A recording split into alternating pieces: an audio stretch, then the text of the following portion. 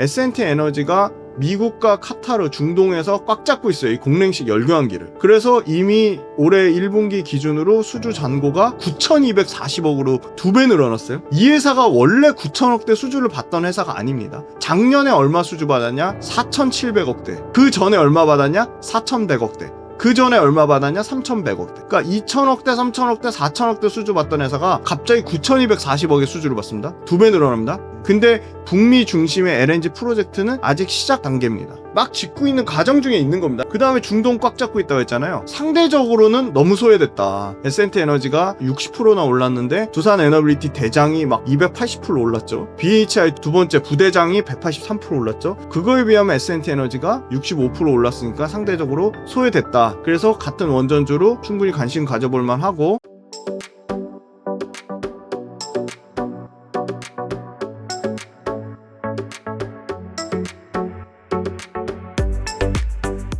두산 에너빌리티는 조금 부담스러운 가격이라는 의견도 있습니다. 두산 에너빌리티 외에 또 지켜봐야 할 주식이 있다면 어떤 주식이 있을까요? 원전 밸류체인은 다 공부해보면 재밌습니다. 요게 지금 두산 에너빌리티 280% 오르는 동안에 S&T 에너지랑 BHI는 덜 올랐거든요. 그러니까 두산 에너빌리티보다 덜 올랐다는 얘기예요. 안 올랐다는 얘기가 전혀 아닙니다. BHI가 182% 올랐고 S&T 에너지가 65% 올랐는데, 요 S&T 에너지 좀 볼 필요가 있다. S&T 에너지가 초대형 보일러를 만드는 회사입니다. 공랭식 열 교환기라고 하거든요. 자, S&T 에너지도 왜 잘 될 수밖에 없냐.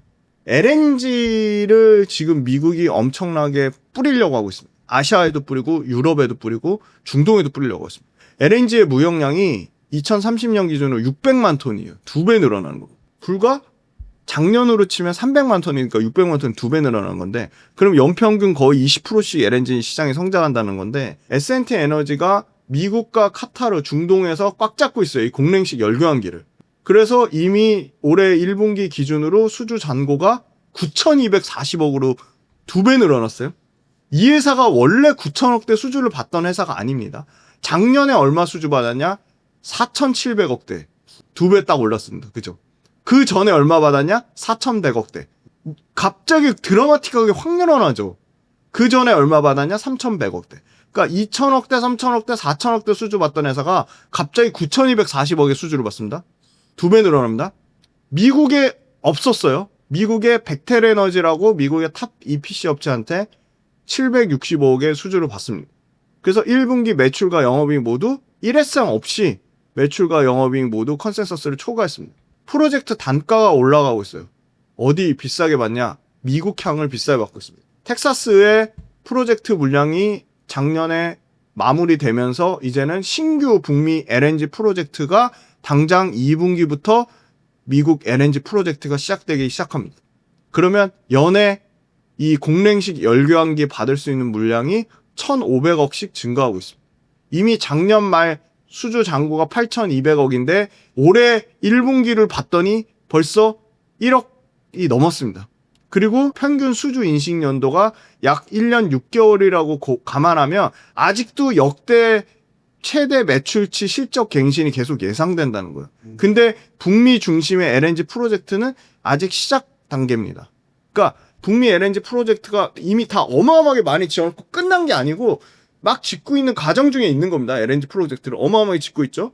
그 다음에 중동 꽉 잡고 있다고 했잖아요. 중동 LNG 생산량의 증가분 대부분은 카타르지만, 안타까운 거는 카타르는 해수 냉각 방식을 써서 공랭식을 안 써요. 그래서 북미보다 S&T 에너지 입장에서는 기여도가 낮은데, 중요한 건 카타르가 그렇다 뿐이지 카타르 옆에 주변국들, 아랍에미리트, 사우디아라비아, 쿠웨이트, 오만, 이라크, 어마어마하게 많은 나라가 지금 이 LNG를 생산하고 있거든요. 그래서 그 LNG가 얼마나 늘어나냐, 그것도 제가 수치를 가져왔습니다. 아랍에미리트가 요 단위는 좀 알아두세요. 6MT에서 15MT로 2.5배 증가하고요. 사우디는 0MT에서 6MT로 본격적으로 개발 확대 국면이 있습니다. 그래서 사우디랑 아랍에미리트 이거 공랭식 열교환기 누가 가져갈 거냐. 여기도 재밌어요. 가스터빈이랑 비슷해요. 공급을 엄청 안 늘려요. 대표적으로 S&T 에너지의 경쟁사가 허드슨이라는 미국 업체가 있는데요. 또 유럽 업체도 있죠. 얘네가 한번 불황을 맞고 나니까 공급을 안 늘려요. 한번 박살이 한번 났거든요. 공급 늘렸다가 그냥 매출이 그냥 어마어마하게 꺾이는 걸 겪고 나서는 안 늘려요. 그럼 공랭식 열교환기가 어떻게 시장이 커지냐? 불과 작년만 해도 28억 달러 시장이었어요. 2030년까지 80억 달러로 성장합니다. 약 3배 가까이 성장합니다.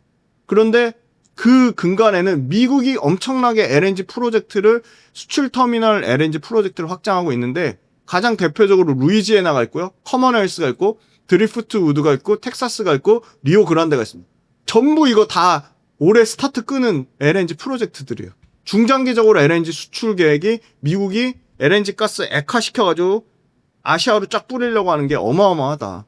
그 다음에 이미 LNG 관련돼서 중동과 사우디, 아랍에미리트, 카타르만 해수 냉각 방식을 써서 조금 힘들다고 했는데 그렇다고 카타르가 전부 해수 냉각만 쓰는 것도 아니에요. 공랭식과 해수 냉각, 순행식을 두 개를 섞었어요. 근데 순행식이 더 많다 뿐입니다. 근데 이 S&T 에너지가 잘한 게 뭐냐면 세계 최대 석유화학 회사 있죠. 사우디 아람코라고 있죠. 아람코하고 아랍에미리트는 아부다비 국영 석유회사가 있어요. ADNOC라고. 요 두 개 탑티어, 세계 탑티어 국영 석유화학 회사가 그중에 특히 아람코가 HRSG, 페어레스 보일러의 메인 벤더로 아람코가 2025년 이거 어떻게 읽어야 되는지 모르겠는데 IKTBA 2025 포럼에서 S&T 에너지를 우리 HRSG 메인 벤더로 지정을 했어요. 요런 회사도 있어요. 경쟁사입니다. 차트 인더스트리즈 상장된 회사인데 S&T 에너지만 신고가가 아니고요. 차트 인더스트리즈도 신고가입니다.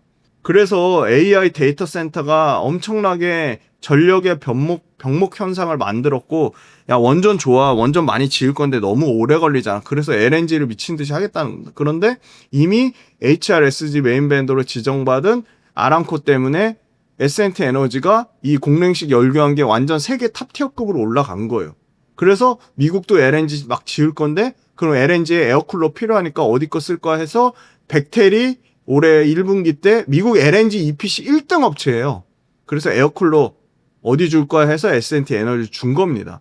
근데 LNG 이 에어쿨러가 왜 그렇게 필요하냐 개념을 알아두시면 좋을 것 같은데 LNG는 말 그대로 프로판을 혼합한 냉매 가스를 이용해서 말 그대로 응축시킨 거예요.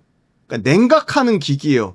왜냐면 천연가스를 액화시키려면 마이너스 162도의 극좋은 상태를 유지해야 되는데 뭘로 냉각하냐? 이 에어쿨러가 특정 온도로 이 프로판 냉매 가스를 162도, 영하 162도로 온도를 유지시킨 겁니다. 그래서 이 S&T 에너지의 이 에어쿨러랑 페어레스 보일러가 엄청나게 주목을 받는 거고요.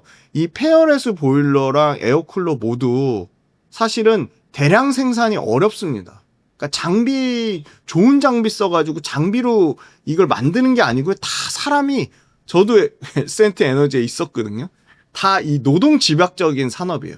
그러니까 대량 양산이 불가능해요. 숙련된 인력이 기술 높은 난이도를 가지고 굉장한 기술 진입 장벽이 있습니다. 그래서 사실은 이 열교환기 산업은 노동 집약적인 산업이기 때문에 인건비가 비싸도 또 당연히 안 되겠죠. 그 어마어마한 인건비 비용을 어떻게 유럽이나 미국 업체가 감당할 거며. 그래서 상당히 중동발 LNG가 터지는 거, 미국발 LNG가 터지는 거, 그 다음에 원전에도 이 페어레스 보일러 HRSG가 들어갑니다. 그래서 원전 수혜주로 엮였는데 상대적으로는 너무 소외됐다.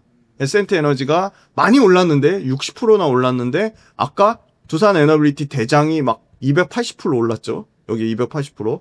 BHI 두 번째 부대장이 183% 올랐죠.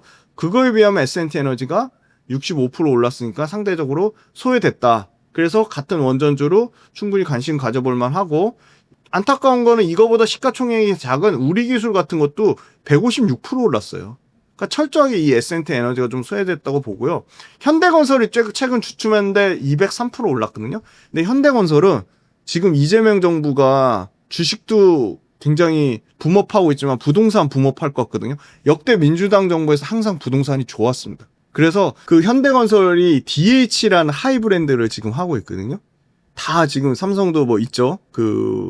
뭐 대림산업 DLENC도 있죠. GS건설도 있죠. 다 하이 브랜드라는데 그 현대건설 그 하이 브랜드 DH가 지금 서초 제일 거기 심지어 언덕에 있어요. 서초 방배동. 그게 지금 뭐 벌써 이제 내년이면 이제 입주를 한다고 하고 AI 데이터 센터를 또 현대건설이 짓습니다. GS건설하고 두 군데만 딱 지어 AI 데이터 센터. 정부에서 또 수주를 또 받았어요, 현대건설이. 그래서 아마 이 건설주가 조금 괜찮을 것 같아요. 그래가지고 현대건설이 원전에 대한 모멘텀도 받으면서 이 건설주 붐하고 양쪽으로 결합돼서 대장주처럼 움직이고 있고 실제 두산 에너빌리티하고 요 수익률 격차가 좀 더 줄어들지 않을까 보고 있고 또 재미난 거는 이 건설주는 금리 인하의 수혜죠, 당연히. 금리는 이제 앞으로 지금 하는 계속 금리 내리고 있죠. 미국 금리도 아마 올해 하반기에 그래도 2번은 내린다고 하니까 금리 인하되면 금리 될수록 은행은 사실 대출 더 풀 거예요. 그죠? 아마 집 더 사라고 아마 대출 금리를 더 인하시켜가지고 대출을 더 많이 일으키게 하면 아마 부동산도 한 번 더 온기가 불지 않을까 그런 기대감이 있고요. 현대건설 같은 경우는 실적이 드디어 아마 올해 기준으로는 영업이 1조 정도 나온다고 하니까 실적 회복 모멘텀도 있고.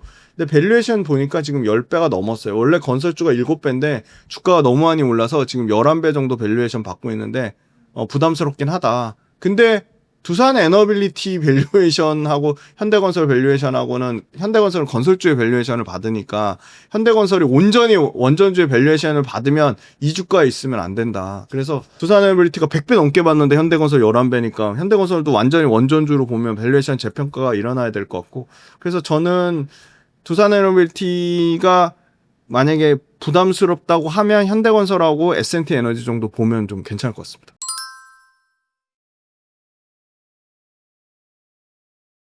삼성도 그렇고 대세 상승장에 올 거라고 많은 전문가분들이 전망하는데요. 현 시점에서 떨어질 때 사면 좋을까요? 지금 담는 게 좋을까요? 제일 중요하고 좋은 질문인데요. 근데 참 안타까운 건 항상 사람들이 기다리는 조정은 오지 않는다거든요. 그래서 저는 보통 원전주가 가면 1등주 말고 2등주, 3등주, 4등주를 찾는데 그럼에도 불구하고 2등주, 3등주를 찾는 것보단 1등주에 매매를 하는 전략이 맞다. 그러니까 두산 에너빌리티가 대장이면 두산 에너빌리티를 하는 게 맞지. 뭐 예를 들어 아까 여기서 S&T 에너지가 저는 이제 두산 에너빌리티 말고 다른 종목을 물어보셔서 S&T 에너지를 가져왔지만 실질적으로 S&T 에너지나 BHI도 두산 에너빌리티가 꺾이면 같이 꺾이거든요. 그게 분명히 있습니다. 그래서 두산 에너빌리티의 주가가 BHI나 S&T 에너지나 현대건설한테도 너무 중요하고요. 그렇기 때문에 저는 항상 시장을 기다리는 조정을 주지 않는다. 생각보다. 그래서 발을 담그는 게 일단 중요한데 그렇다고 지금 친고가 영역에서 발 담그기는 좀 부담스러운데 그러면 그걸 보시면 좋을 것 같아요. 한 달 동안의 평균선, 이동평균선이라고 하거든요. 한 달 동안의 이동평균선, 3개월 동안의 이동평균선, 60일 동안의 이동평균선. 그 평균 가격대에 오는지 아니면 그 평균 가격을 이탈하는지 그 가격대를 잘 적어 놓으시고 두산 에너빌리티 20일 이동평균선이 얼마지? 60일 이동평균선이 얼마지? 그 다음에 120일 6개월 이동평균선이 얼마지? 그 가격대를 적어 놓으시고 두산 에너빌리티가 예를 들어 이동평균선에 가까이 오거나 아니면 이동평균선을 이탈하려고 하면 원전은 앞으로도 계속 주도주니까 이동평균선 관점으로 그러니까 이동평균선은 말 그대로 가격의 평균값이니까 그거 기준으로 하면 좋을 것 같고 예를 들어 어떤 이슈 있었잖아요. 왜냐면 진짜 고수들은 그렇게 하더라고요. 두산 에너빌리티 체코 원전 수주 받을 건데 갑자기 뭐 프랑스 전력청이나 또 프랑스 전력청이 목리를 부리고 또 체코의 행정법원이 갑자기 뭐 두산 에너빌리티 수주 못 받게 뭐 정지시켰다, 효력 정지시켰다 이러면 갑자기 두산 에너빌리티가 단기간에 막 15%씩 하락하거든요. 그런 또 좋은 기회를 노리면 좋지 않을까. 이런 거죠. 예를 들어 갑자기 지금 이란 거의 휴전 분위기인데 화해 분위기인데 뭐 갑자기 이란에서 갑자기 이스라엘을 뭐 그 민간 그 시설을 공격해가지고 갑자기 지정학적 이슈 때문에 환율이 빵 뜨면서 원전주들 갑자기 비싸 뭐 부담돼 뭐 원전주 외국인이 팔 거야 하면서 막 그런 외부 이슈 외부 매크로 이슈 때문에 이런 원전주가 빠지면 그럴 때는 두산 에너빌리티에 문제가 있어서 빠지는 게 아니고 매크로 이슈 때문에 빠지는 거니까 상대적으로 좀 괜찮지 않을까. 그리고 두산 에너빌리티가 예를 들어 그런 겁니다. 두산 에너빌리티 말고 조선하고 방산도 좋은데 조선하고 방산으로 갑자기 갈아타는 막 개인 투자자나 기관 투자자들이 많이 늘어나요. 그러면 그때 냉정히 따져보는 거예요. 조선하고 방산으로 갈아타는데 조선 방산의 모멘텀이 더 셀까? 글로벌 정책 모멘텀이. 앞으로 LNG가 더 많이 늘어날까? 아니면 글로벌로 지정학적 분쟁이 더 많이 늘어날까? 아니면 원전처럼 에너지의 메가 트렌드가 바뀔까? 그런 고민을 상대적인 매력도를 따져보는 거죠. 그래서 저는 결론부터 얘기하면 기다리는 조정이 오지 않는다가 보통 시장에 보통 우리가 예상했던 거니까 일단 발을 담그는 게 좀 중요할 것 같다는 거고, 발을 담글 때 1등주가 아닌 보통 2, 3등주로 발을 담그는데 2, 3등주보다는 1등주에 발을 담그는 게 맞다. 그리고 냉정하게 얘기하면 두산 에너빌리티는 연봉으로 보면 일봉이나 주봉으로 보면 뭐 어마어마하게 올라와서 너무 무서운데 연봉을 돌파를 못했어요. 연봉의 가격은 14만 원대거든요. 그래서 사람들은 그러면 14만 원 돌파한다는 얘기 그건 몰라요. 진짜 몰라요. 그건 모르는데 연봉을 아직 돌파하지 못했기 때문에 일봉, 주봉 돌파 다 했고 월봉을 통해 보면 이제 연봉을 돌파하는 과정 중에 있기 때문에 두산 에너빌리티가 여기서 그러면 상승세를 끝날 거냐? 저는 그렇게는 보고 있지 않습니다. 이런 주식 시장에 대한 정보를 더 얻으려면 어떻게 해야 하나요? 저는 이제 구독 모델을 하고 있습니다. 그래서 매일매일 시황하고 시황, 산업, 기업을 이제 매일매일 그날의 특징주나 그날 특징 시황을 다 정리를 해드리고 매 주간 단위로 꼭 보셔야 될, 여러분들이 꼭 보셔야 될 매주 주도 산업에 대해서 유튜브에는 전혀 올리지 않고 빌리언스 캠퍼스랑 구독 모델에만 매주 주도 산업과 그 주도주의 핵심 기업들을 분석해서 올려드리니까 빌리언스 캠퍼스랑 구독 모델도 참고해 보시면 매일매일 시황 정리하실 수 없잖아요. 매일매일 업종이나 기업을 다 일일이 보실 수 없잖아요. 그래서 아마 빌리언스 캠퍼스 구독 모델만 보시면 그게 다 일목요연하게 다 정리가 되실 겁니다. 많은 후기가 있으니까요. 아마 댓글 달아주실 거예요. 가셔서 후기 보시면 저하고 같이 매일매일 시장을 핵심만 요약해서 보실 수 있으니까 상당히 도움되실 거라고 믿습니다.